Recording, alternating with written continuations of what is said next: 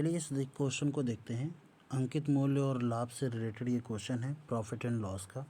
कहा गया है कि क्रय मूल्य और अंकित मूल्य क्रमशः ये हैं। अच्छा, क्रय मूल्य को हम CP लिखते हैं, कॉस्ट प्राइस, इसको हम 2 और इसके साथ X लिख लेते हैं। कह रहा है अंकित मूल्य यानी कि मार्केट प्राइस MP, वो कितना लिख लेते हैं 5 और X लिख लेते हैं। जब वस्तु को 40% छूट पर बेचा जाता है, यानी कि 5X में से हम क्या करते हैं 40% की छूट देते हैं। 40% की छूट का मतलब है सिर्फ इसका 60% ही पैसा लें, ठीक है ना। तब अर्जित लाभ किस पर मिलेगा, कॉस्ट प्राइस पर, तो वो हो जाएगा 2X। कितना अर्जित लाभ 400 रुपये होता है, 400 रुपये होता है। इसका मतलब है इसमें 400 रुपये ऐड करोगे, अब ये बिका होगा, ये सेलिंग प्राइस आया और ये भी सेलिंग प्राइस आ गया। अब हम क्या करते हैं, सॉल्व कर लेते हैं। 0 से 0, मैं थोड़ा सा कलर चेंज कर लेता हूँ इसका, ठीक है। 0 से 0 कट जाएगा, 5 6 का 30, ये आ जाएगा 3X। तो 3X ठीक is equal to 2X plus 400। तो X की वैल्यू कितनी आ गई 400। अगर X की वैल्यू 400 आ गई है, अब इस कंडीशन में कह रहा है वस्तु का क्रय मूल्य कितना होगा, क्रय मूल्य यानी CP। तो 400 इंटू 2 कितना हो जाएगा 800। क्लियर।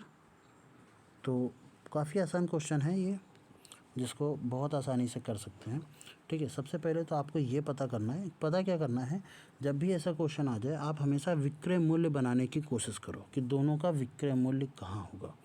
अब इसमें हमने बेसिकली करा क्या कि मैंने 2X ले लिया और 5X ले लिया जल्दी से। अब हमने कहा कि इस अच्छा वस्तु को 40% की छूट दे रहा है, तो 5X का 40% की छूट का मतलब है 60% पर वो बेच रहा है। ये लो बिक गया, ये किसका आ गया, ये सेलिंग प्राइस है, विक्रय मूल्य है, ठीक।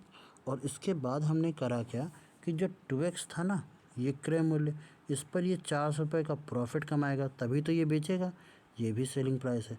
हमने इन दोनों को बराबर कर दिया, तो ये दोनों आपस में क्या हो गए थे, बराबर हो गए थे। 5 6 का 30, 300, यानी कि ये आ जाएगा 3X बराबर, ये किसका हो जाएगा 2X प्लस 400। यही दोनों बराबर किए थे, इसको उठा करके यहाँ ले आओ, X बराबर कितना 400, ठीक। इसको लिखने की ज़रूरत नहीं है, हम लिख के बता रहे हैं ताकि आप समझें। तो X की वैल्यू 400, तो यहाँ पर क्रय मूल्य पूछा गया था 4 दूनी 800। अगर हमसे अंकित मूल्य पूछा जाता तो 4 पंचे 20, 2000 रुपये। क्लियर। और अगर हमसे कॉस्ट प्राइस पूछी जाती कि सेलिंग प्राइस कि कितने में बेच रहा है, तो कोई बात नहीं, 4 दूनी 800, 800 का 6%, 8 छंग 48, 8 छंग कहाँ गया 800 आता, ठीक है। 800 का 60% पर बेच दिया गया ये, तो ये 2 0, 8 छंग 48, कितना 480। ये क्या हो गया 480।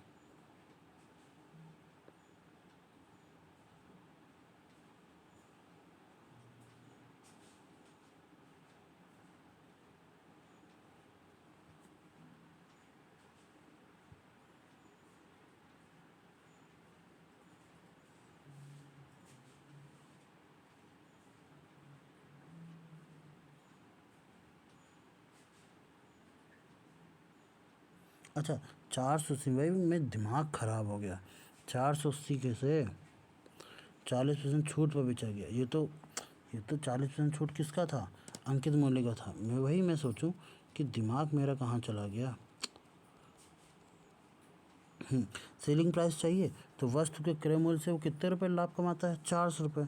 वो अगर क्रय मूल्य 800 का था, 400 ऐड कर दो, कितना हो जाएगा 1200 रुपये, ठीक है। इतने रुपए का उसने बेचा होगा। या अगर हम सेलिंग प्राइस से उससे क्रय मूल्य से बात करें तो 5X था, क्रय मूल्य कह रहा हूँ मैं, अब दिमाग मेरा काम नहीं कर रहा है, अंकित मूल्य। तो 5X था, तो 5 इंटू 400, 500 को 20, 2000, 2000 तो अंकित करे थे।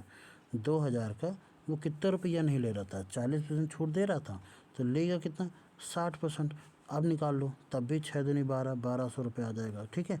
तो ये तरीका है। अब अंकित मूल्य, मैंने क्रय मूल्य पर 60% निकाल दिया, जबकि अंकित मूल्य पर निकालना चाहिए था। चलो आई होप सो क्लियर लगा होगा आपको, पहले वाला तरीका सारे सही लगे होंगे। तब तक के लिए मिलते हैं अगले वीडियो में। जय हिंद।